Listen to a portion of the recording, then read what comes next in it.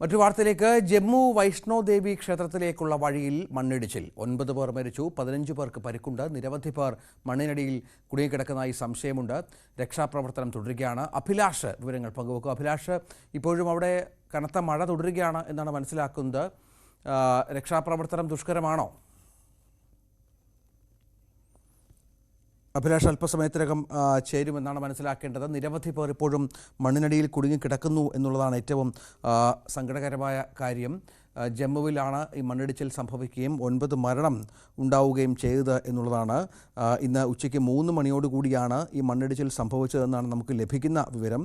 അവിടെ രക്ഷാപ്രവർത്തനമൊക്കെ ദുഷ്കരമാണ്. കാരണം കനത്ത മഴ അവിടെ തുടരുന്ന പശ്ചാത്തലത്തിൽ രക്ഷാപ്രവർത്തനത്തിനൊക്കെ വളരെ പാടുപെടുന്നുണ്ട് രക്ഷാപ്രവർത്തകർ എന്നുള്ളതാണ് വിവരം. ഏതായാലും അതിൻ്റെ വിശദാംശങ്ങൾ നമുക്ക് അല്പസമയത്തിനകം ലഭ്യമാകും എന്നാണ് മനസ്സിലാക്കുന്നത്. വൈഷ്ണോ ദേവിയിലേക്ക് പോകുന്ന ട്രക്കിംഗ് ഏരിയയിലാണ് വലിയ രീതിയിലുള്ള മണ്ണിടിച്ചിലുണ്ടായത്. ഈ മണ്ണിടിച്ചിലിൽ മാത്രം 6 പേർ കൊല്ലപ്പെട്ടു എന്നാണ് വിവരം. അതുപോലെ തന്നെ 14ഓളം പേർക്ക് പരിക്കേറ്റുവെന്നും ഹിന്ദുസ്ഥാൻ ടൈംസ് റിപ്പോർട്ട് ചെയ്യുന്നു. കഴിഞ്ഞ 3 ദിവസമായി ജമ്മുവിൽ കനത്ത മഴയാണ്.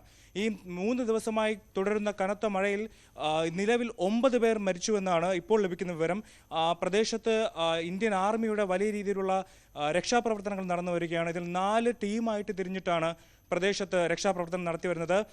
വലിയ രീതിയിലുള്ള മഴയിൽ പ്രധാനപ്പെട്ട താവി, ചെനാബ് അടങ്ങിയിട്ടുള്ള നദികളിൽ വെള്ളം കര കവിഞ്ഞൊഴുകുന്ന ഒരു സാഹചര്യമുണ്ട്. ഇത് പഞ്ചാബിലടക്കം വരും ദിവസങ്ങളിൽ നാളെ അടക്കം വലിയ രീതിയിലുള്ള വെള്ളപ്പൊക്കം ഉണ്ടാകാനുള്ള സാധ്യത കാണുന്നുണ്ട്. അത് മാത്രമല്ല, വരുന്ന 40 മണിക്കൂർ ശക്തമായ മഴ ജമ്മുവിലും പഞ്ചാബിലുമൊക്കെ ഉണ്ടാകാനുള്ളൊരു സാധ്യതയാണ് കാലാവസ്ഥാ നിരീക്ഷണ കേന്ദ്രം പ്രവചിച്ചിരിക്കുന്നത്. അതുപോലെ തന്നെ മുഖ്യമന്ത്രി ജമ്മു മുഖ്യമന്ത്രി ഈ പ്രദേശം നേരിട്ട് സന്ദർശിക്കാനായിട്ട് എത്തുമെന്ന് പറയുന്നുണ്ട്.